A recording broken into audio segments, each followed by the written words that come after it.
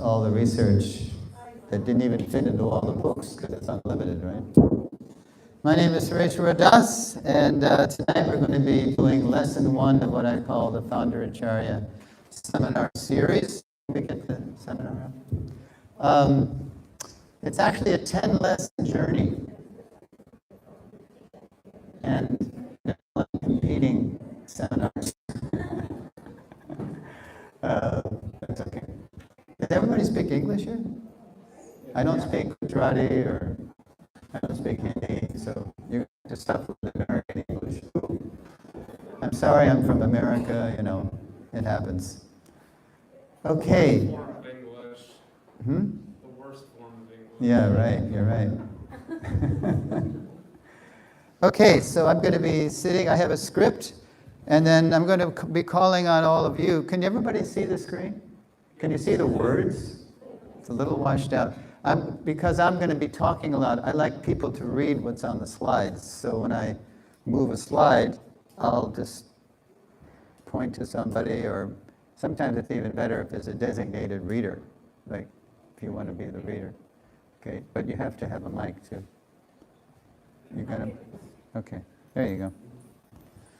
Okay, so the first lesson is called the Spiritual Masters. Notice the plural there. Uh-oh.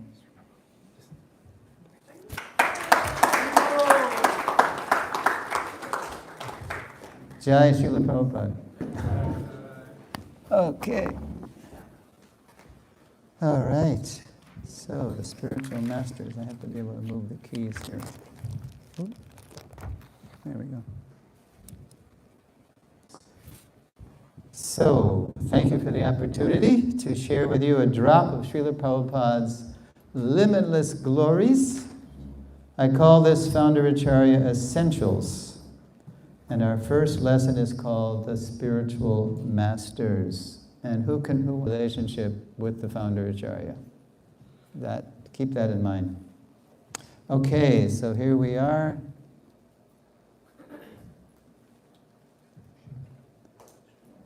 Where is Srila Prabhupada? Does anybody know? Yes, good guess. Look at the green leafy background. Makeshift Vyasasana.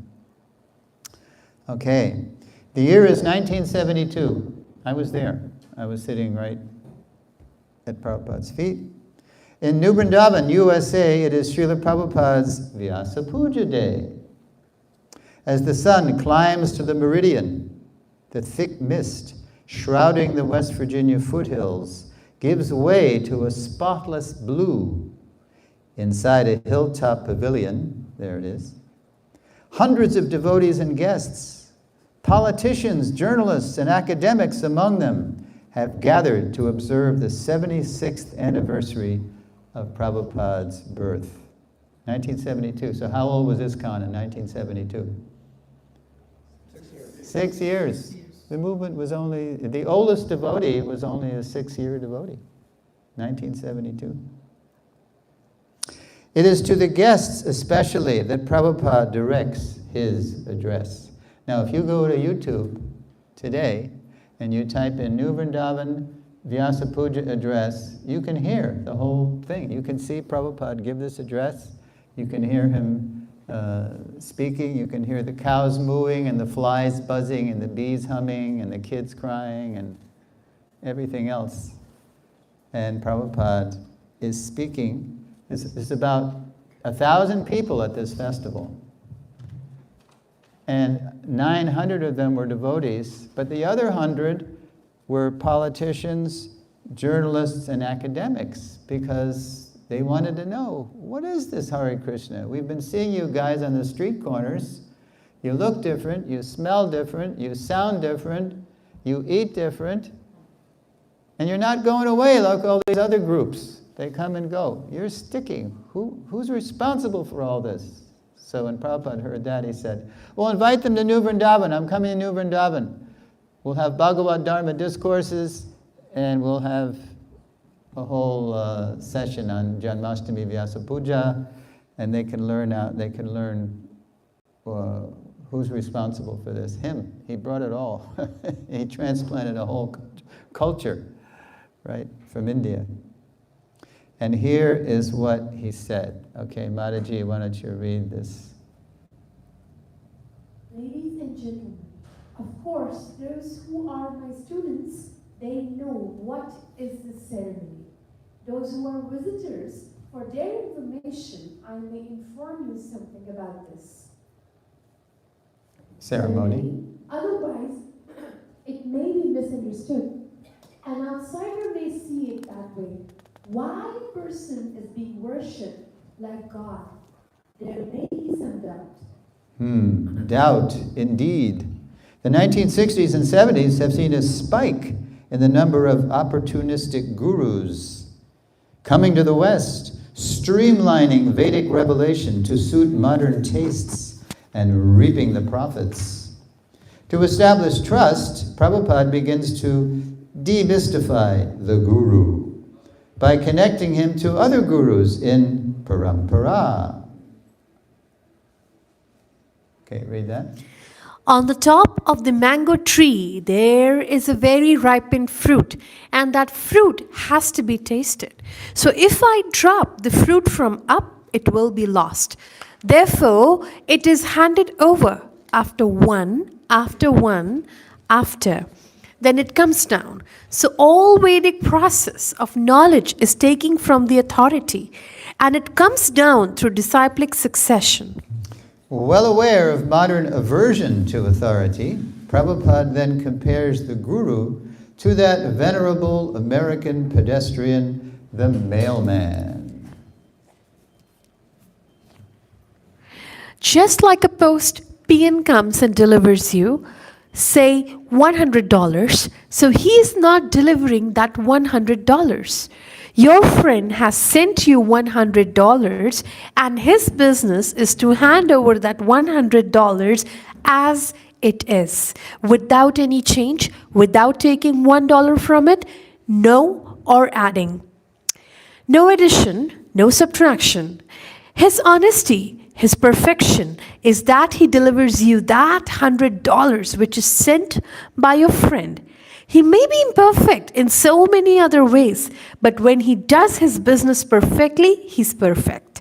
Similarly, we receive perfect knowledge from Krishna through the agency of spiritual master. Now the next section I call Guru is one, Gurus are different. The Guru as God's mailman, down to earth yet out of this world.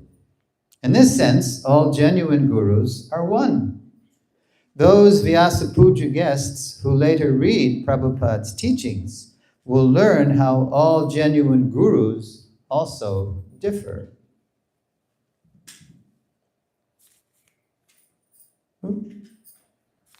I offer my respectful obeisances unto the spiritual masters, the devotees of the Lord's incarnations, his plenary portions, his energies, and the primeval Lord himself, Sri Krishna Chaitanya, Sri Chaitanya Charitamrita, Adi Leela 1.1. Yeah, you don't need to read the references. Just, yeah. So you see, that's Kaviraj Goswami. In the book's introduction, Srila Prabhupada notes, He, Kaviraj Goswami, uses the plural here to indicate the disciplic succession. He offers obeisances not to his spiritual master alone, but to the whole parampara, the chain of disciplic succession beginning with Lord Krishna himself. and who was Kaviraj Goswami's Diksha Guru? Does anybody know? Yes, very good. You can find that out right in this first chapter. This whole first lesson is basically based on the first chapter of CC. Although at the end of CC, at the end of every chapter of CC, Kaviraj Goswami is offering his respects to his Shiksha Gurus, Rupa Goswami, Raghunath Das Goswami. But his Diksha Guru is none other than Lord Nityananda.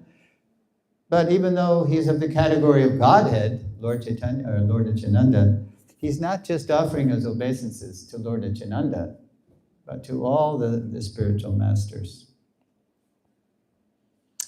Okay, here we go.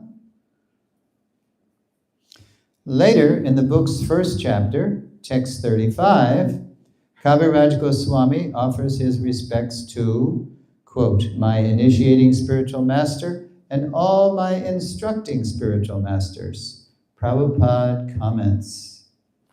A devotee must have only one initiating spiritual master because in the scriptures, acceptance of more than one is always forbidden. Sorry. There is no limit, however, to the number of instructing spiritual masters one may accept. Generally, a spiritual master who constantly instructs a disciple in spiritual science becomes his initiating spiritual master later on.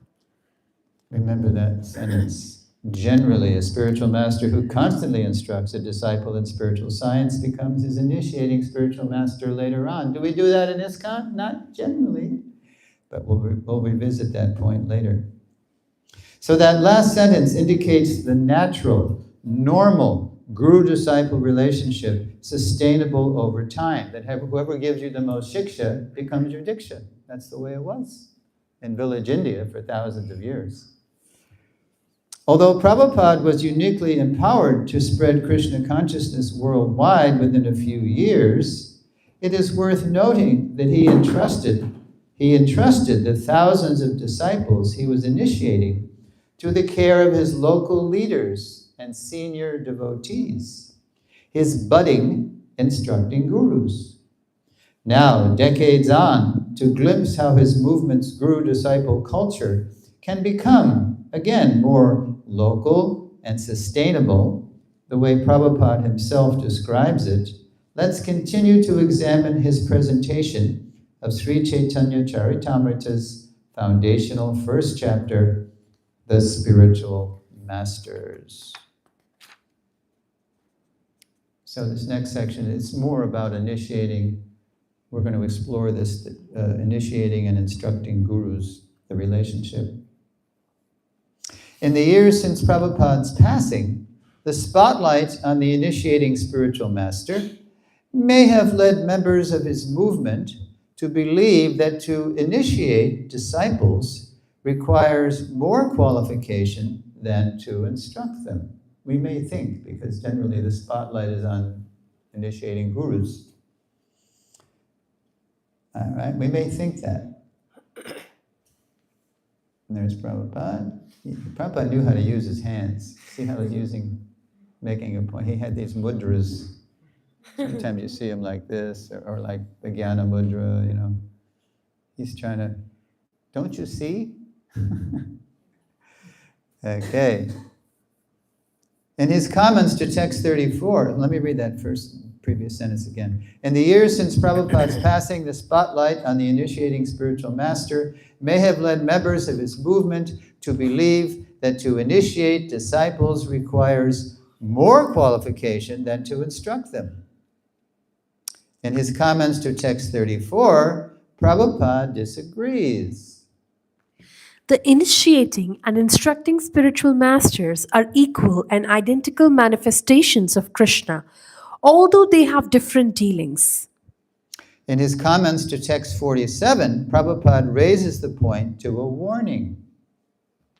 There is no difference between the shelter-giving Supreme Lord and the initiating and instructing spiritual masters. If one foolishly discriminates between them, he commits an offense in the discharge of devotional service. If we think the initiating guru and the instructing, they're on, you know, it's just categorically, it's a higher or a lower position. That's offensive. Equal and identical manifestations of Krishna.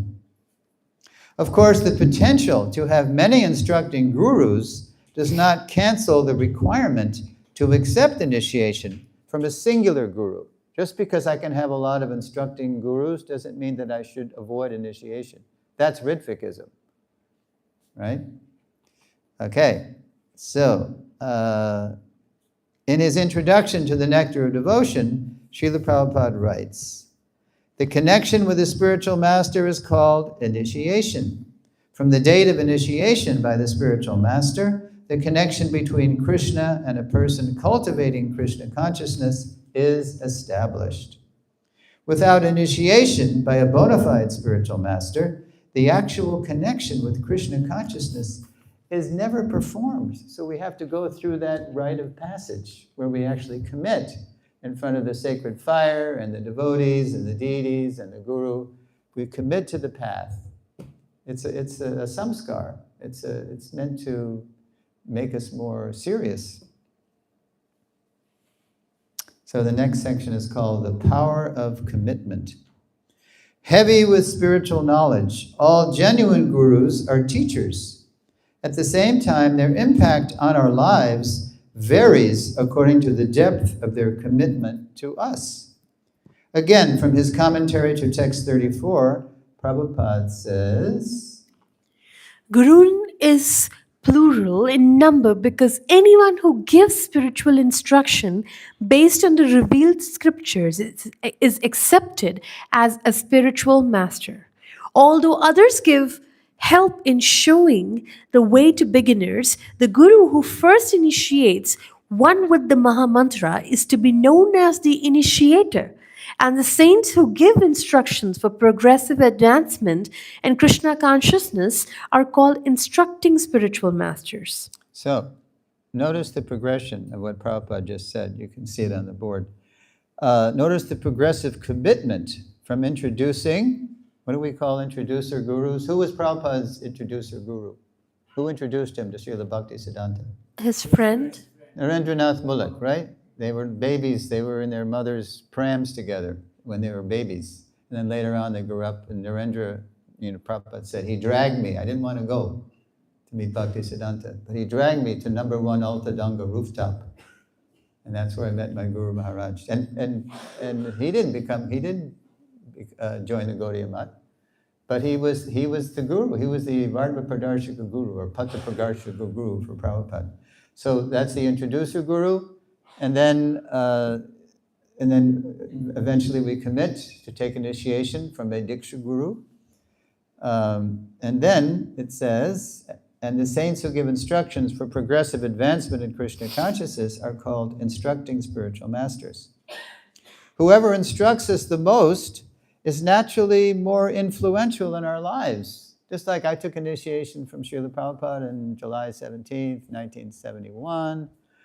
But over the years, and then, of course, Prabhupada left our vision in 77, but over the years, I've developed very close Shiksha relationships with a few people, like Satsarup Maharaj, and like Borijan Prabhu, and so many I can think of, that I really depend on.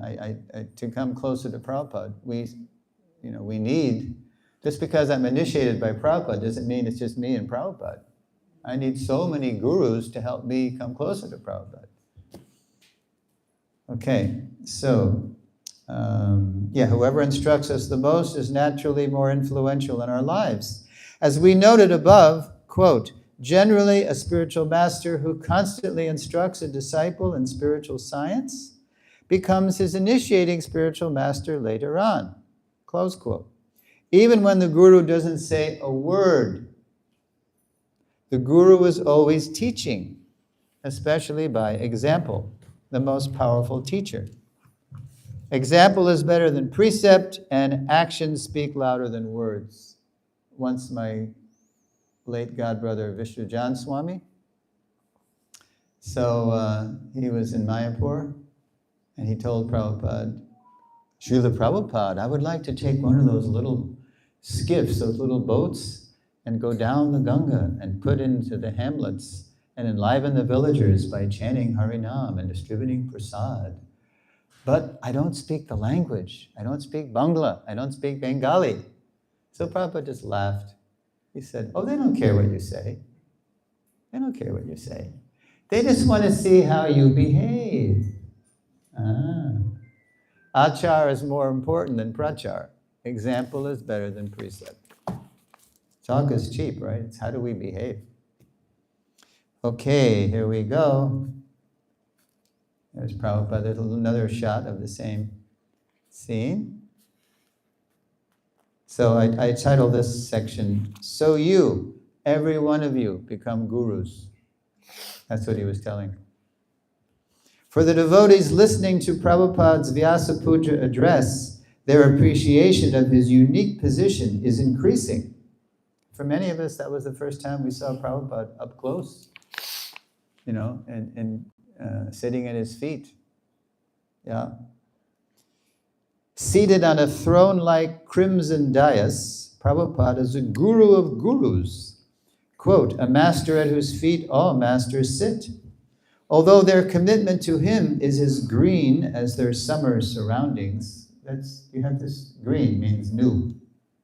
It's not ripe, right? As green as their summer surroundings. His commitment to them is timeless, and his ongoing request difficult for most of them to imagine. What is he telling us? Become guru. Because we thought it meant become like him. You can't imitate a founder acharya, but in our own way, to our own capacity, he wanted us to be gurus. In the Sri Chaitanya Chaitamrita Bhajya Leela, chapter 7, text 128, Lord Chaitanya famously tells the Brahmana Kurma, Yare Dako, Tare Kaha, Krishna Upadesh, Amara Gyai Guru Hanya, Tare Desh. Quote, this is how Prabhupada translated that. Instruct everyone to follow the orders of Lord Sri Krishna, as they are given in Bhagavad Gita and Srimad Bhagavatam. In this way, become a spiritual master and try to liberate everyone in this land. Like Prabhupada, he was a Jagat Guru, so he could liberate anybody in the world. But at least according to your capacity, liberate. Well, first thing is free yourself, by following instructions. Be a guru for your family. Be a guru for your block, your neighborhood, Burlington, the whole GTA, whatever your capacity. Everybody's got different capacities, right? Different gurus have different capacities. So, as recorded in the Bhaktivedanta Vedabase, in hundreds of lectures, morning walks, room conversations, letters, and public and private events, Prabhupada cited the above verse, the Yaredako verse, as a reminder of the Lord's request, become guru. From the beginning through the middle to the end of Prabhupada's global ministry, these reminders to his followers were relentless. He was always saying this. Even in the beginning when people didn't even know what he was talking about. Because he had a thick Bengali accent, or what Swamiji was saying it sounded foreign to them. He was begging everybody it was a very touching tape where Prabhupada, this is 1966, he's in New York City. He's not even in 26 Second Avenue yet. He's in the Bowery loft. And he's saying, and Prabhupada's, he's just going into like a real rapture of glorifying Krishna. And then he says, Krishna? You know Krishna? And he's looking at these Westerners who never heard of Krishna, right?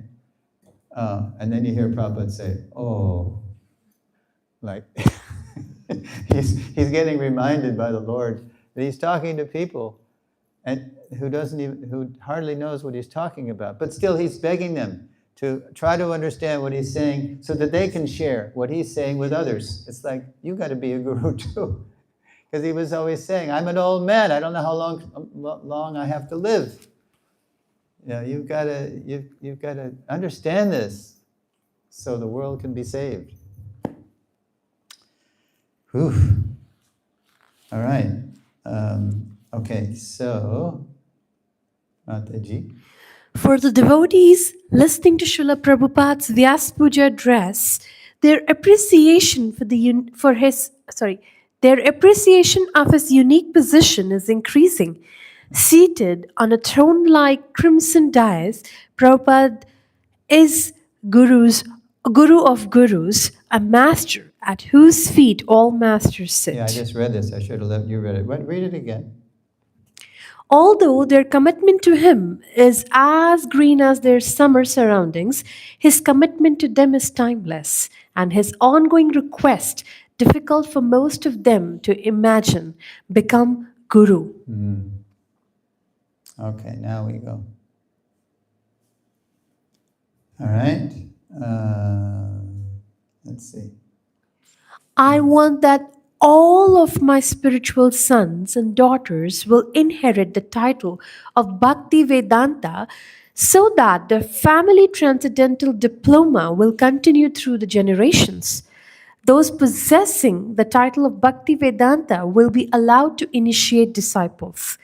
Maybe by 1975, all of my disciples will be allowed to initiate and increase the number of the generations. That is my program. What an expansive view, the Parampara. You know what triggered Prabhupada saying this? He wrote this letter to Hansaduta in 69. In the fall of 68, 2 books were finally published. There were no books in the 60s and when he started the movement. And then finally, Collier Macmillan published a heavily abridged edition of the Bhagavad Gita. And then Dinapan, a Japanese printer, printed Teachings of Lord Chaitanya. So there's 2 books printed. So Prabhupada, just 2 books. and Prabhupada is waxing ecstatic. And he's saying, okay, we got books now. So I want you to become learned in the books, most of which hadn't even been published yet.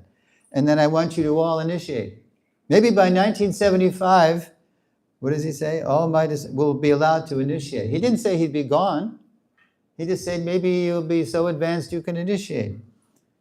That is my program. He wants everybody to study the books and become, according to their capacity, gurus. Men, women, Americans, Indians, South Americans, Europe, it doesn't matter. Just become acquainted with the science of Krishna and pass it on. All right, so here's another quote. That's from a letter. This is from a room conversation. So every one of you can become guru. You may say that I'm not interested to become a guru, but Chaitanya Mahaprabhu says that if you're not interested, that is not very good. You should be interested. You must be guru. That is the success of your life. Again, when you hear the word guru, don't think Prabhupada, don't think founder Acharya, just think teacher. You're a student now, and the student now is supposed to be the next teacher. So, Prabhupada said this so much. This is in Tehran, Iran, when the Shah was still in, when you could preach, openly. Now it's, militantly Muslim since 79, so devotees are there in Iran, but it's underground. Okay, so now this section is called Strictly Follow. Prabhupada anticipated that some of his leading disciples, out of immaturity, might try to imitate his unique position as Jagat Guru, a universal teacher. At the same time, his relentless reminders to become genuine gurus indicate a greater concern that in their supreme esteem for their founder Acharya, his followers would not mature to become gurus in their own right and shelter others in Lord Chaitanya's mission. How then would Krishna's mercy reach every town and village, as the Vedic scriptures had foretold? And how would every sincere aspirant receive the personal care and guidance they would need to make the challenging journey back home, back to Godhead? So unless everybody takes up the order to be a kind of guru, shiksha or diksha, or vartma pradarshaka, then you're not going to have a lot of gurus. In ISKCON today, we've only got 100 diksha gurus, and the spotlight is still on them. Not enough on the shiksha guru. But still, everybody's supposed to grow up and become a teacher, and then it'll go to every town and village, because there'll be enough people to service all the towns and villages all over the world. Not just in the GTA, but in Novosibirsk, Siberia, or in some little town in Chile, or in Africa, everywhere. Okay, So in his writings, therefore, Prabhupada made it clear that the most important qualification to become a guru was to, quote, strictly follow the instructions of Guru and Krishna. And the next thing you're going to see is a letter that Prabhupada wrote to a Canadian devotee in 1968. His name was Janos Dambergs. He was a student at Montreal, University of Montreal. Is that? Oh, what's the? McGill. McGill. Yeah, he was a student at McGill. And he wrote a question about how can you become a guru? So Prabhupada answered this, Mataji. A person who is liberated Acharya and Guru cannot commit any mistake. But there are persons who are less qualified or not liberated, but still can act as Guru and Acharya by strictly following the disciplic succession. In his humility, even Prabhupada, who is so qualified on the highest levels of Krishna Prem, Mahabhagavat, Shaktaveshavatar, founder Acharya, he would say things to us like, I may not be perfect, but because I'm following the perfect, therefore I'm perfect. That Prabhupada said that. So he's telling it to us. And why did he say that? Not only because he's humble, because he's trying to encourage us. Look, okay, you were born Mlecha Yavana, whatever, but just strictly follow now, and you can become purified. Kiratahu nandra pulinda pulkasha. You know that verse? Bhagavatam 2.4.18. Kiratas, Hundras, Pulindas, this is all these different kinds of human beings, different species of humans who are outside the Vedic fold. They can become purified. Shukadeva Goswami tells Parikshit Maharaj, by following the pure devotees of the Lord, due to his, God's supreme power. He can purify us through his pure devotees. Whew, very powerful verse. And for those who only accept what Prabhupada wrote in his books, because people might say, oh, that's just a letter, Prabhu. He just said that to somebody in a letter. Maybe it was just for him. It wasn't for everybody. But, I mean, that is a general statement, too. But I only believe what's in the books. Okay, so here's something from the books. That's just what this says. Listen to this. Let's see. Yeah. There you go. Aditi. Although a follower may not be a liberated person, if he follows the supreme liberated personality of Godhead, his actions are naturally liberated from the contamination of the material nature. Lord Chaitanya therefore says, by my order you may become a spiritual master. One can immediately become a spiritual master by having full faith in the transcendental words of the Supreme Personality of Godhead and by following his instructions. Following. Yeah, we can't just say, well, I'm a disciple of so and so, right? No, but am I following? What makes a disciple is a follower. Disciple, when you go down to the Latin root of disciple, it means follower. Somebody who actually follows. Okay. Here we go. There's Prabhupada, another camera shot of Prabhupada on the Vyasasana. And, let's see. Oh. All right. Oh, I think I jumped the gun there. All right, let's go back. Okay. So then I kind of conclude here. We're getting close to the end.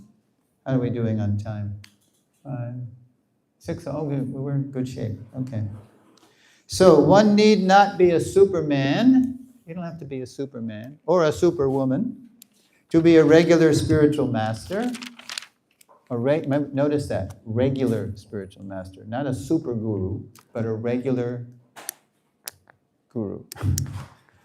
One need not be a Superman or a Superwoman to be a regular spiritual master.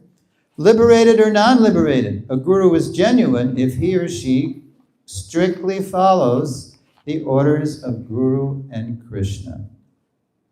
Now, by Prabhupada's reckoning, his movement today likely has more local gurus than its own members recognize. We might think, oh, I could never be a guru, Prabhu, but by Prabhupada's definition of a guru, there's probably many gurus in this room. I know there are. I've already met them. So, they simply need, those unrecognized gurus, simply need to be formally approached for guidance and formally encouraged to give it.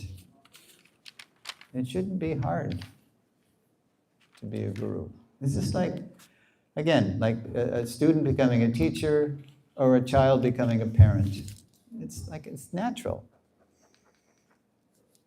As Prabhupada told his disciples in Hawaii, quote, this is quite a quote, "We require many millions of gurus." Woo! Wow. Because there's over 8 billion people on this planet. So that means we need millions of gurus. That was from a talk he gave in 21st of May, 76. All right, here we go. This is that picture. Pens. Don't forget, the New York Times was there, and the local news was there, the TV news, WWVA Wheeling, West Virginia, KDKA Pittsburgh. They were there. Mother Earth News was there. Pens scribbling, cameras rolling. His American guests listen to Prabhupada close his Vyasa Puja address as he looks into their eyes. Prabhupada is concerned that they've correctly heard and understood his message. So here's how Prabhupada signed off. So this is the position of a spiritual master. Don't misunderstand that. This person is sitting very comfortably and taking all honors and contribution. It is needed just to teach them how to respect the representative of God. This is the sum and substance of Vyas Puja. Thank you very much. And thank you, Srila Prabhupada, for caring enough to come and save us. Srila Prabhupada ki Jai. Okay, so Prabhus, before we hear your questions and comments, let's review the main learning outcomes for this lesson. So here's a little review of the lesson. And here we go. I'm going to take a swig. Hang on. A swig? Is that understandable? When you take a swig, you say that in Canada? All right. Take a drink.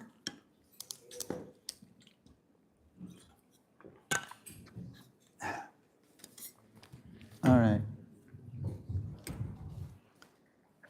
Okay. Here's the learning outcomes. By now, we should be able to, Kamadaji. By now, we should be able to explain how Srila Prabhupada demystified the Guru. Explain how Gurus are one and different from each other. Explain why we may misunderstand an initiating spiritual master to be superior to an instructing spiritual master. Explain why Srila Prabhupada wanted all his followers to become gurus. Explain how even non-liberated devotees can act as guru. Explain the real meaning of Vyas Puja that Srila Prabhupada gave at the end of the narrative. Okay, so when you offer your question, we're going to take questions and comments now. So when you raise your hand and I call on you, try to relate your questions and comments to these learning outcomes. Because there's a tendency, when people raise their hand, they want to talk about anything and everything in the universe. But just relate it to the learning outcomes in this lesson. And then we'll actually, get somewhere. We'll actually go deeper into the points. Because I say and write things, I deliberately try to provoke you. I try to make you think, huh? Is that right? Is that true? Why did he say that? But so I welcome that, so we can go deeper into it. Okay, so Okay, Mataji. Wait a minute, you've been talking a lot. In regards to second and third point in the slide, um, the difference and similarity between instructing spiritual master and spiritual master, Diksha Guru and Shiksha Guru. Uh-huh. I was just wondering that if they're same, then why does Diksha Guru only gets the sin? Prabhupada talks about it that, spiritual master takes on the sins of the disciple. And if they both are same, then, and somewhere Diksha Guru is taking something extra, is taking my sin, which no other relationship in the world is doing. So how are they same in that regard? Okay, well, you might remember I said something in that regard, that whoever instructs us the most, naturally we tend to develop more of a relationship with that person. So has anybody ever heard Bhanu Swami, who's also Canadian? Japanese Canadian, but he's been in India forever, right? In Chennai. So he gives nice seminars on Shiksha and Diksha. I don't know if you've ever heard them. And based mainly on Prabhupada's Vani, but also on other Shastras too. And you can make a good case just from Prabhupada's Vani that the main thing is Shiksha, not Diksha. Actually, right in Gita, can anybody think of a verse where it talks about Shiksha and Diksha in the same, this is a little esoteric, but who knows Gita 4:34, famous verse. Just try to learn the truth by...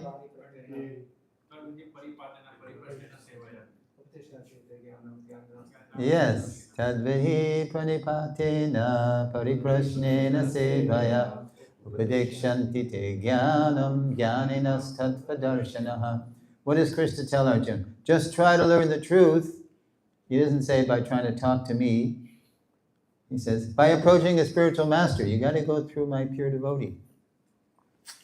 Inquire from him submissively and render service unto him or her.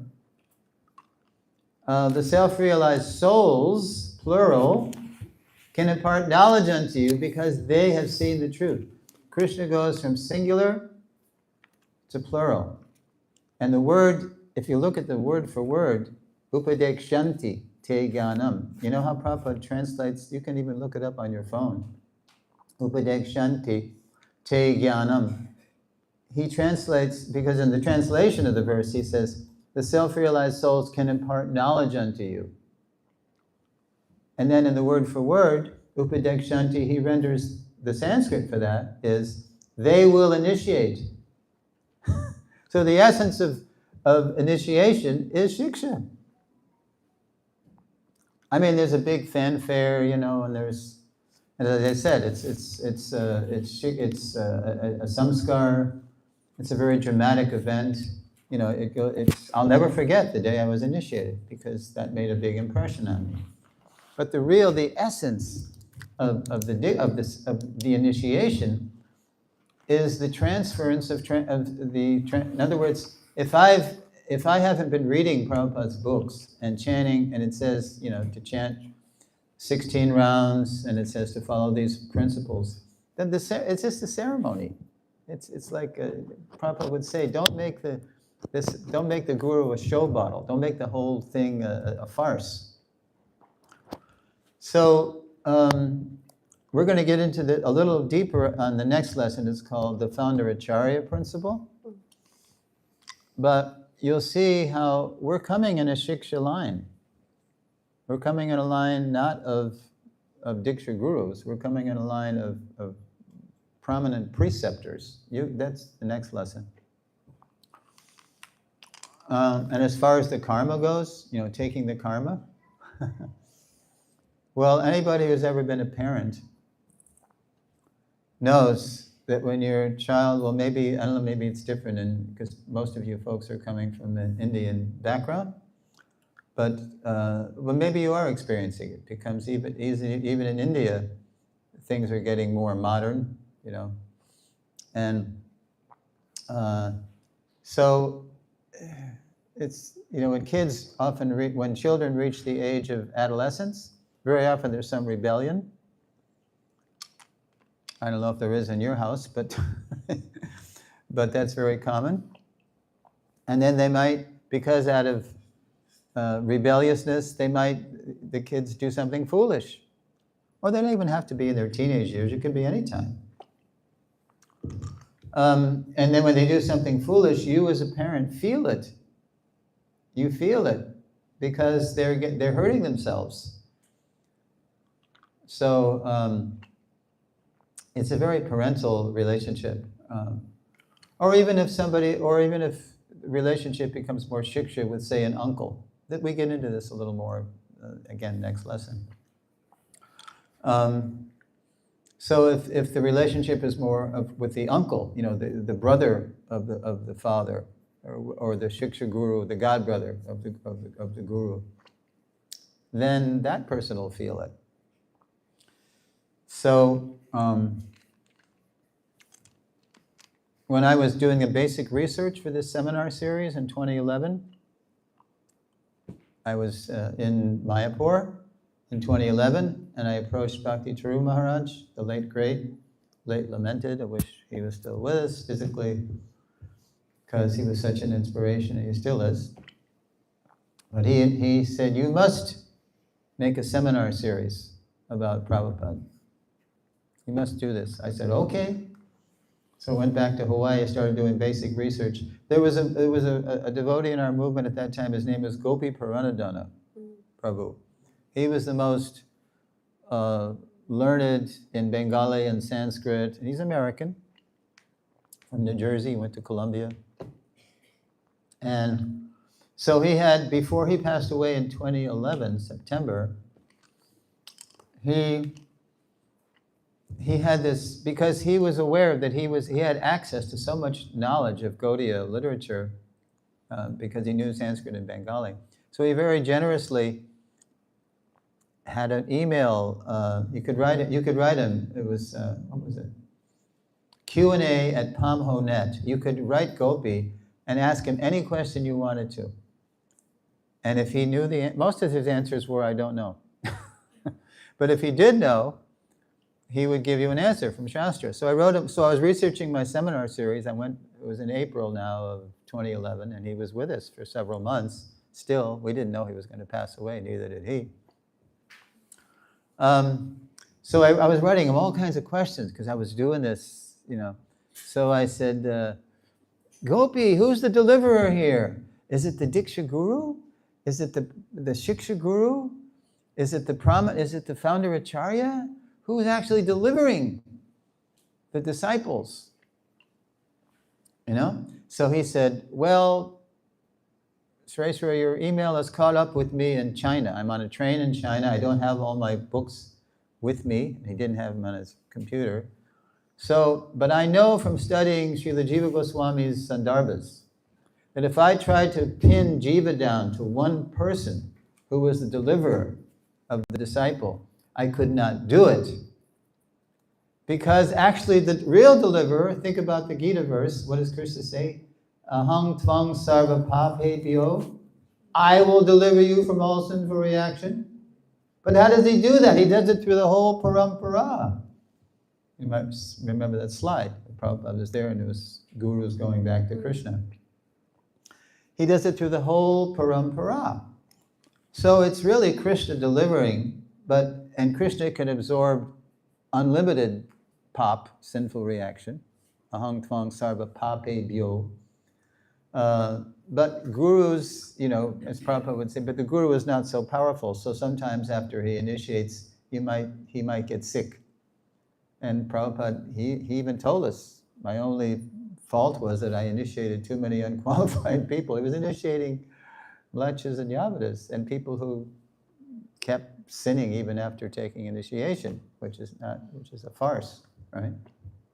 And sometimes people would write him letters. You can see, and you can go to the letters in the database and say, and type in some keywords like guru, deliver, or sinful reaction, and then you'll see letters pop up. You'll get some hits, and they were writing, if I don't make it, Prabhupada, will you come back and deliver me? And Prabhupada would answer the letters according to the mentality of the questioner. He would give different answers. Yes, I will do that for you. If they knew that even if the person was very sincere, I will come back. Those Prabhupada Murtis, the gift boxes, there's a quote like that from Prabhupada. I'm prepared to come back and deliver any disciple. But sometimes, if he knew that the disciple was just a rascal who was sitting on the strength of chanting, Nam no baladya sihi papa buddhi, he would say, regarding your question about coming back to deliver, I'm still thinking about it. In other words, don't bet on it, that I'm going to deliver you. Because it's like if a doctor prescribes some regimen for you and then you don't follow the doctor's orders, what can the doctor do? So if Prabhupada, or our gurus, following Prabhupada, prescribe, the 16 rounds and the 4 rules, well, we don't follow, or we don't cooperate with the devotees, then what can be done? It's our free will to follow or not. So is that all right? But Yes. There's more coming. Thank you. On this. Next, you'll see in the case of Bhakti Vinod, for example. Yes. Who was his Diksha Guru, do you know? Bipin Bihari. But he took shelter of, who do we have on the altar? We don't have Bipin Bihari. We have who? Jagannath Das Babaji. Bhakti Sarvabhauma, he was the leader. He took shelter of Jagannath Das Babaji. That's why we have what became his prominent guru, Shiksha Guru, on the altar. More about that next lesson. Good question. Thank you, Prabhu. All right. So, any more questions or comments? Prabhuji. You got it.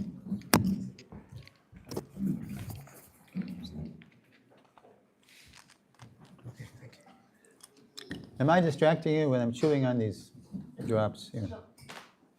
Hare Krishna Prabhu. Thank you for your nice class. Question about Shiksha Gurus.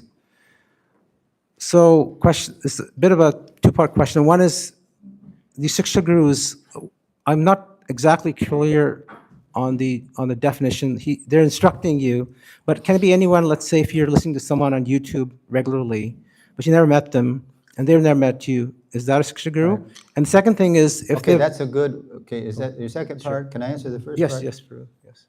So did everybody understand that? What is a Shiksha Guru? Just because, I see somebody online, is he my Shiksha Guru?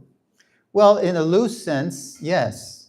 In a very kind of broad sense. We can have, just like you go on Dandavats, when you hear somebody's lecture, or you go on YouTube, and you're inspired by somebody's kirtan, you could be saying, he's my kirtan guru, or she's my kirtan guru, right? But in the strict sense of the term, and there's always loose and strict senses of everything. Just like when Prabhupada said no illicit sex, what was Prabhupada's kind of broad definition? What was his generous definition of no illicit sex? Do you know? No sex outside of marriage, right? But when you get down to it, it's no sex except for calling a soul into the world to liberate it. It's garbadhan samskar. That's what no illicit sex is no sex except for bringing a child. People have forgotten that. People, because of technology, birth control, devices and all this, they just treat sex like a sport, like a contact sport, right? And then, children? That's it. We got, technology, medical advancement we don't have to worry about that unfortunate byproduct of sex. It's crazy. People have even forgotten what sex is for. But the real, full, mature understanding of no illicit sex, this is only, and that doesn't happen overnight, right? I have a god sister who tells a story about when she was in Calcutta in 73. This is a Western devotee. And, in the beginning in India, believe it or not, when Prabhupada brought over his dancing white elephants, as he called us, he knew we would be a novelty for the Indians. So and we were, all these pandals, and, they were amazed that Swamiji was bringing over all these Western Vaishnavas. What's that? They must be on LSD. Is that why they're dancing? Or maybe they're CIA.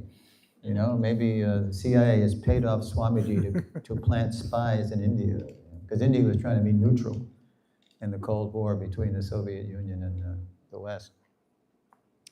So anyway, this god sister of mine, she said she was, when the Calcutta temple opened, it was just Westerners, and very often, sometimes just ladies, but they were teaching the first Indians that were coming in Calcutta how to do arti, how to offer arti.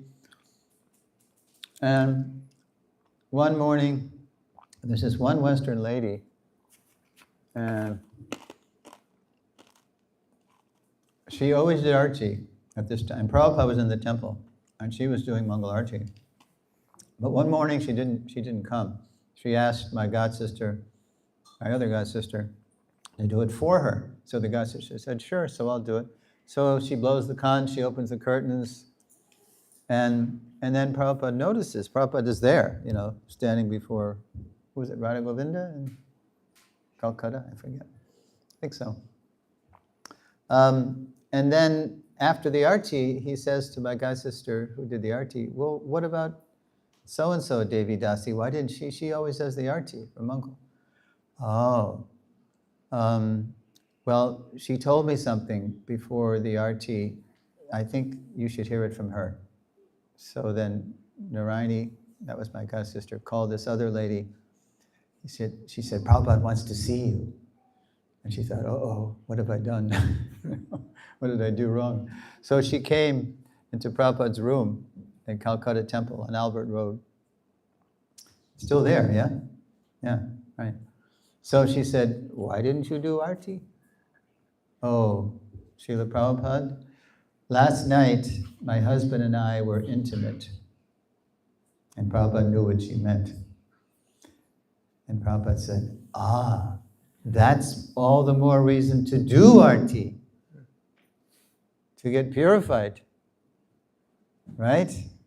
So he didn't banish her because she had illicit sex. No, he recognized that we're conditioned, and so it takes time to come up to the highest standard. But the way to do it is to worship the deity, just to get purified, for following all the practices of bhakti. So, so it's a whole spectrum from broad, so you can say loose to strict. It takes time for a lot of things. Yeah, is that all right? Okay. Okay, so how we doing? It's 6:31, and we can go to 7, right? Wow, we're early. Come on. You got to churn the nectar. Prabhuji, thank you for the great class. On the same topic of Shiksha Guru and Diksha Guru. Mm-hmm. So when we join ISKCON, so there is always the emphasis on when are you taking initiation. Yeah, right. Right. So it's about Diksha Guru, and somebody asked who is your spiritual master? So Right. it's again they are talking about Diksha Guru. There is a whole ceremony you said about the Diksha Guru. Yes. So there is nothing, nobody is asking, nobody is emphasizing, nobody is following up. There is no ceremony about Diksha Guru. There is no about the Shiksha Guru.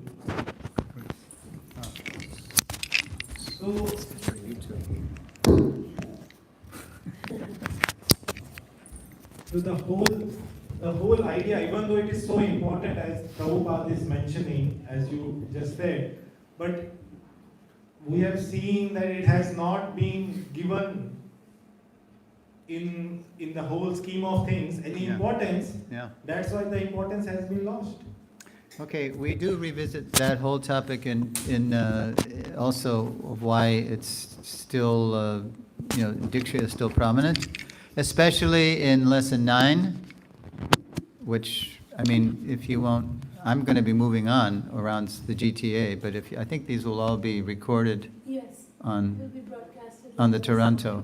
Okay. Okay, so, and I'll be here for the whole month, so you'll catch the lessons. But we're still recovering, believe it or not, from the imitation of Prabhupada, where the gurus,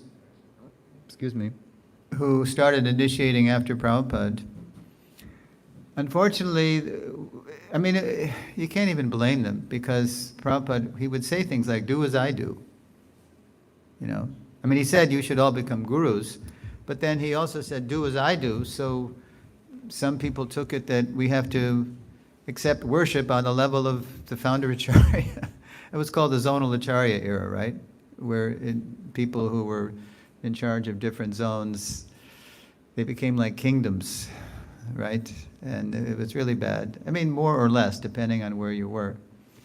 So we're still, and they were all initiating gurus. So we're still recovering from thinking that the initiating guru is somebody, on a throne somewhere and high. And we forget about the fact that Shiksha and Diksha, according to Prabhupada, are equal and identical manifestations of Krishna. The onus, the responsibility really is on people who are initiating, like Kalakanta Prabhu. He came to Toronto, he started you call it Bhakti Academy, and he calls it Krishna House, where he is. So if you go to where he is in Gainesville, Florida, he has disciples. He has about 20 disciples, right? And he sometimes I ask him, what should we call you? And he says, just call me Prabhu, Kalakanta Prabhu. You don't have to say Guru Maharaj but it depends on the person. But he makes it, in other words, he's making it very clear that he, as the initiating spiritual master, is not supposed to be on the Prabhupada's level, and that he is not, and just because he initiated them, he heartily encourages them to take shiksha from other exalted devotees too. There were so many devotees, like in Gainesville and Alachua, I mean, there were so many advanced devotees there. I remember asking my godbrother, have you heard of Krishna Kshetra Swami? Yeah, he's an academic, and he has disciples. So he was a brahmachari for years, and he was initiating as a brahmachari even. And then he took sannyas, I think in 2014. And I said to him, I asked him, how do you initiate people? What do you do? He said, well, I make it very clear that I'm their initiating guru. And Prabhupada's their founder acharya. He's their foundational relationship, their core identity. We're all Prabhupada Nugas in ISKCON. And then I tell them, I'm not always going to be with you. And even if you email me, I'm busy. I'm teaching. I'm writing papers. I'm presenting at conferences. So wherever you are in the world, I heartily encourage you to make close shiksha relationships with advanced devotees wherever you are, because you need that. Because I'm not there. I don't know your situation. You might try to tell me in a letter or something, or even a phone call. But I'm not observing you day to day. So please take instruction from people. And Prabhupada did that too. Prabhupada, even though he said generally the one who gives the most shiksha becomes the Diksha Guru, I read that quote from CC, he wasn't even able to personally model that because he was spreading it all over the world, 14 times in 12 years, circling the globe. He couldn't stay in one place. So he was when people would write him letters, he would say, well, there are so many senior devotees, and senior devotee in those days just meant a few years, right? But you ask your so and so is there. Ask that person. Ask your temple president or a sannyasi is there, or so and so. I know that person is very advanced, and he was always empowering us, encouraging us. And if you're not satisfied, you can come and live with me for a while if you want. You can travel with me. So Prabhupada even wasn't able to model that, but he was trying to, he was planting the seeds of having those people become gurus. He wanted everybody to be gurus. So he would said it's not the etiquette to initiate, in the presence of your guru. But still, he was trying to encourage people, the juniors, to take shelter of the seniors. So that's true in every yatra. There's juniors, there's seniors, yeah. So it's just it's a shiksha culture that we need to develop more, that we just haven't done as much. It's changing, it's good, but it really, as I say, the onus is on whoever is initiating to make that very clear to your disciples. It's not all about me. Okay, I'm your parent. I'm your initiating guru. But I have so many advanced godbrothers and godsisters, take shelter of them too. We need that. They say in Africa, it takes a village, it takes a village to raise a child. So it takes a whole sangha. We say this in lesson 8, I think. It takes a whole sangha. I forget which one it is. Maybe it's in 10. It takes a whole sangha of uncles and aunties to raise a sadhaka. It takes a whole group of devotees, to do that. And you know that from India. You still have at least the concept of extended family. It's not just the nuclear family. It's just not just the guru and his little god family. No, there's a whole extended family of uncles and aunties who can help. So that's what Prabhupada wants. It takes time, but if they don't hear it from their guru, from their parent, they might not believe it. Oh, someone just saying that, but I know my guru is the real one. He's the saint that's going to inherit when all the other gurus pass away. He's going to inherit ISKCON. No, forget it. That's not the way it works. In the Ramanuja Sampradaya, they've been going for 1,000 years. In 1017, Ramanujacharya appeared. 1117, the Ramanujis celebrated their millennial, not the centennial. We had the centennial in ISKCON in 1896. They're millennial. They've been going for 1,000 years. How do they keep it together through all these generations? Because they keep Ramanuja, who they call, there's a Tamil word for it, Prapanna. What was it? Anyway, they have a term for in their understanding of Guru Tattva. Ramanuja is the deliverer. He's the deliverer because it's his books they study, and it's his Murti they worship in Sri Rangam, and it's his mission, his Vishishta Dvaita mission that they prosecute. And then all the gurus who have come after him for hundreds of years now, they're called benefactor gurus. So how do they benefit their disciples? They help the devotees understand, their disciples understand Ramanuja's books and worship his Murti, execute his Vishishta Dvaita mission. That should ring a bell. I think that's the next lesson. Yes, in the Founder Acharya principle. You'll see that. Just wish I could think of that. Anyway, I can't remember the Tamil now, but... Okay. Anybody else have any questions? Oh, wait a minute. Before you ask it... Oh, you had part 2, that's right. I cut you off.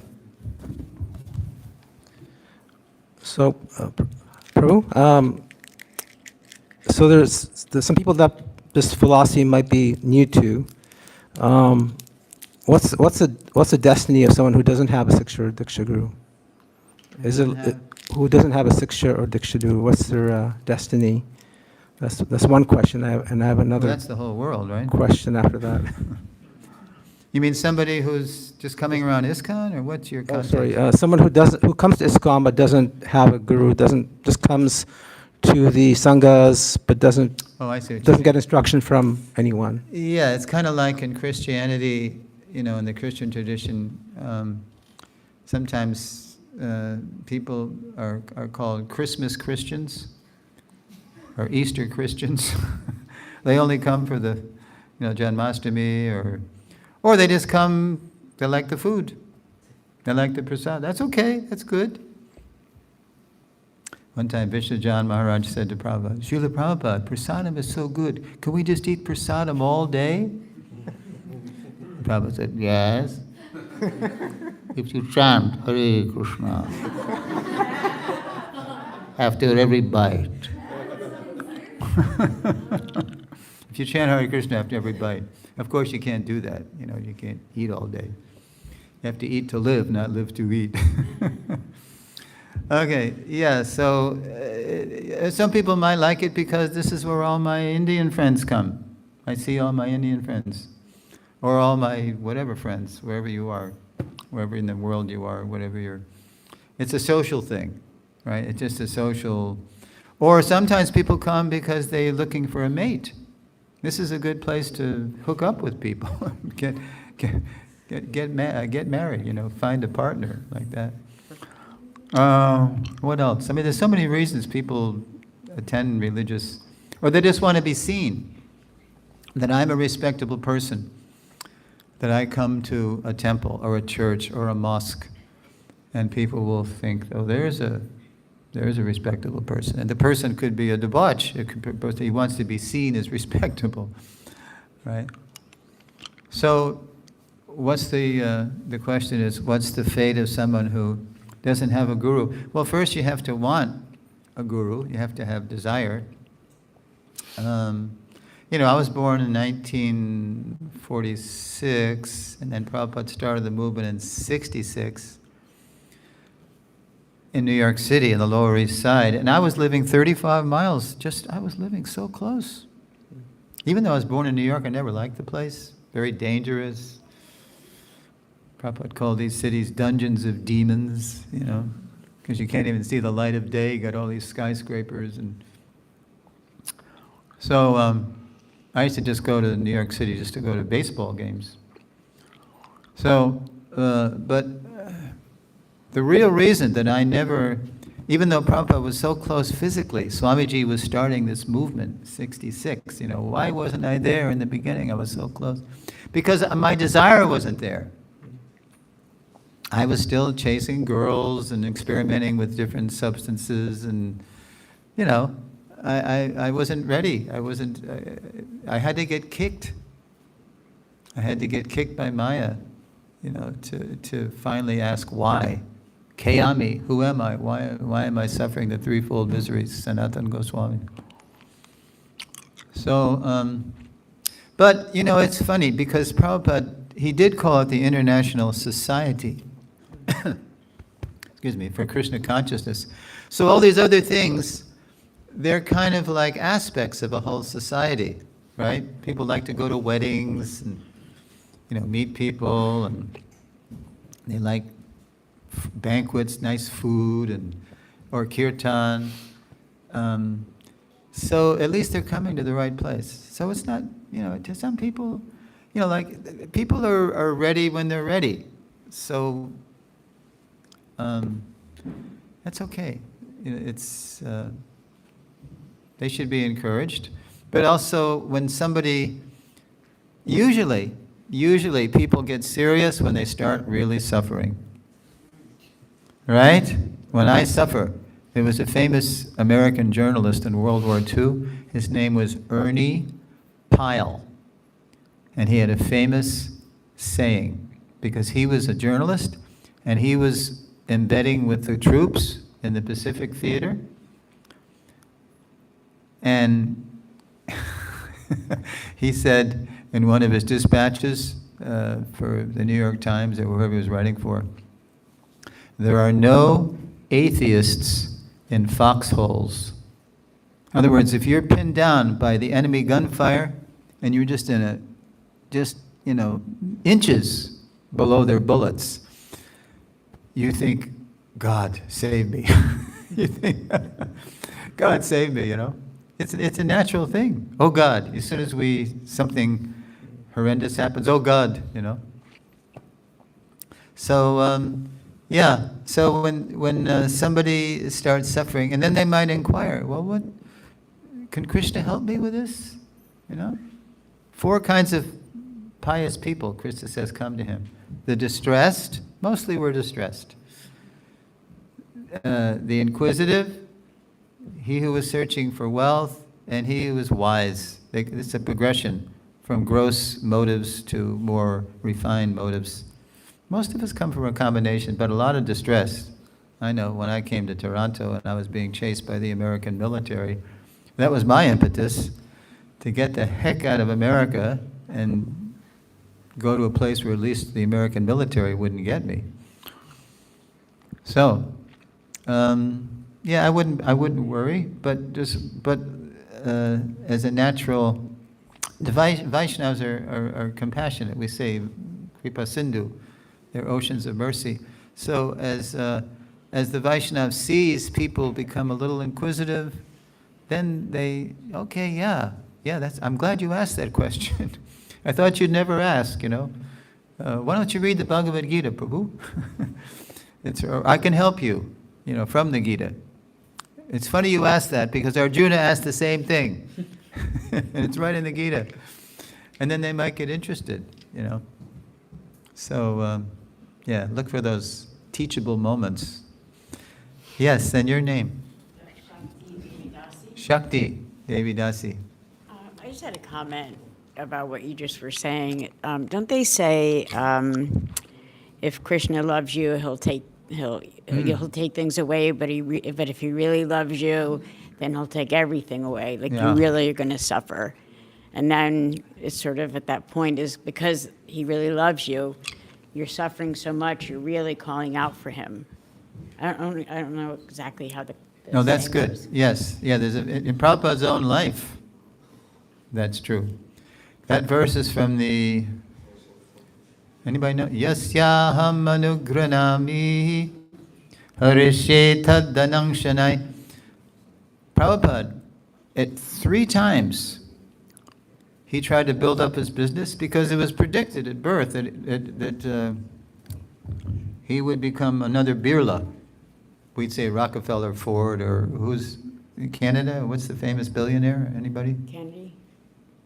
Whoever. I think it was one of Elon Musk's distant relatives Yeah. that. The guy that started PayPal? Wasn't he Canadian? Yes, Yeah. yes, and I think he was trying to start some weird political movement. Okay, at the we won't get lost in the example. But time. Okay, yeah. Okay. He ran away to South Africa. That's the only thing. Okay, so anyway, it was predicted that Prabhupada, some astrologers said, oh, you could be another Birla. You could be very wealthy. So what happened was that Prabhupada decided, after he met his Guru Maharaj, he was already married, he already had children, he couldn't just run away and join the mutt, he was responsible. So he did, this was his plan. His plan was, as a grihasta, when you're developing economically, as you have children, and to build up your wealth, and then, when the ashram is finished and you move into vanaprastha, you'll take your accumulated wealth, and you'll have something to start with to do the mission, right? But 3 times Prabhupada tried to build up his wealth, and there was each time Krishna smashed it. He didn't allow it to happen. And so when he finally was in kind of vanaprastha mode, he asked one of his godbrothers, Bhakti Rakshak Sridhar Maharaj, Maharaj, you know this verse? I think it's 10th canto. 1088 or something like that. Yasyaham anugranami. And Krishna says, when I'm especially mercifully disposed towards someone, then I take everything away from that person, so that the poor person has no other shelter but me. All his friends and family abandon him, and he has no shelter but me. Do you think that, so Prabhupada said, do you think that might be true in my case? So Sridhar Maharaj said, yeah, Bhai, Bhaktivedanta Prabhu, they were calling him Bhaktivedanta by then. I think, yeah, it sounds like that's what's going on. Because Prabhupada had left his family in 54, and then he was living like a pauper, like a homeless person. It reminds me of the story. Sorry, it reminds me of the story in the Mahabharata when Draupadi they're taking her sari off, Yeah. and she's holding, Yeah. and finally she just reaches out. and Yes, says, hey Govinda.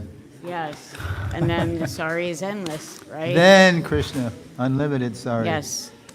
Yes. Good. Thank you very much. Okay, it's almost 7. It's 7 to 7. So, are there any more questions or comments? Prabhu.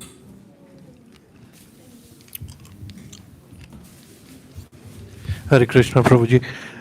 My question is related to the relationship that you described as the spiritual master being the parent. For someone who has a challenging parent, could you share another relationship that could be easier to associate?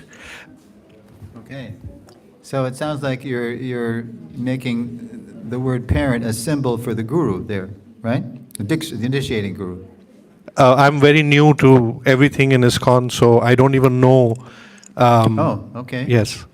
Yeah, it's true. Sometimes, if you talk to people, I had a very difficult relationship with my father.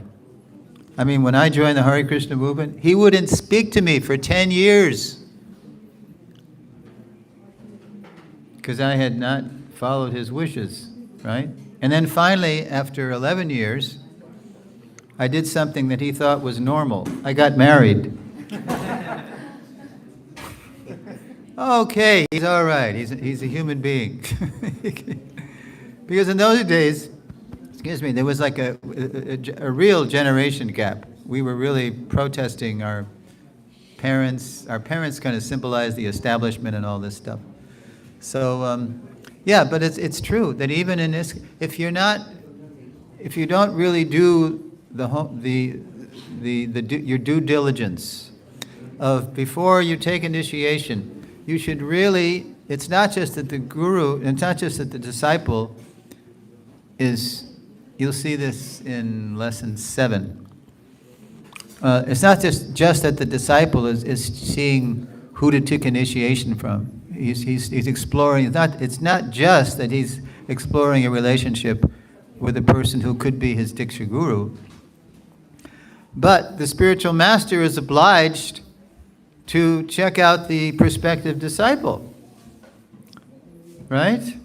To see if could this person really be my disciple? Because everybody's different. Even if you have somebody who's very sincere, and a sincere aspirant, and you have a qualified guru, it doesn't mean that they're necessarily going to work.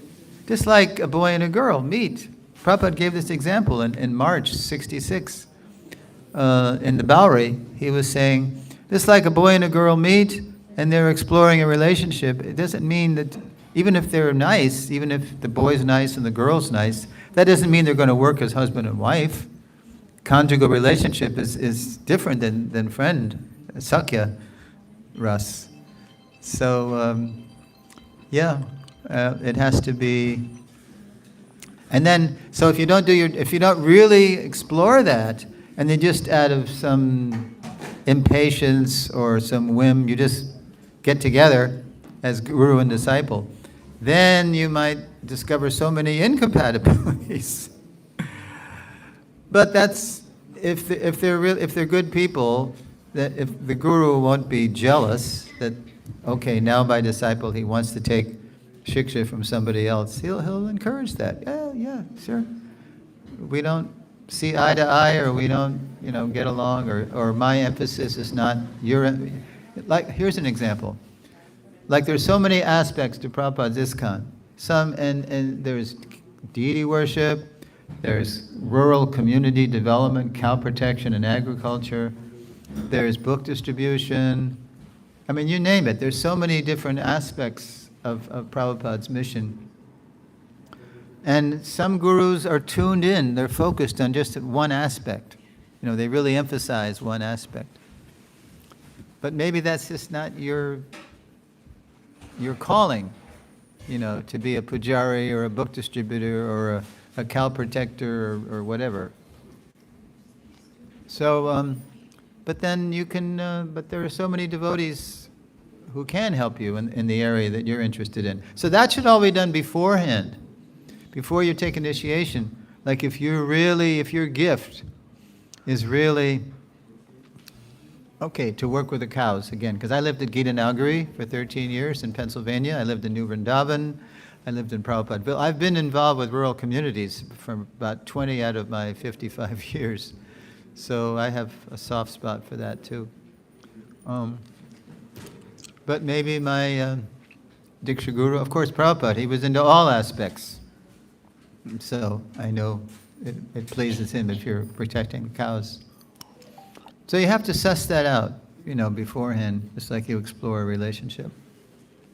And if you don't do that, there might be some hard feelings later.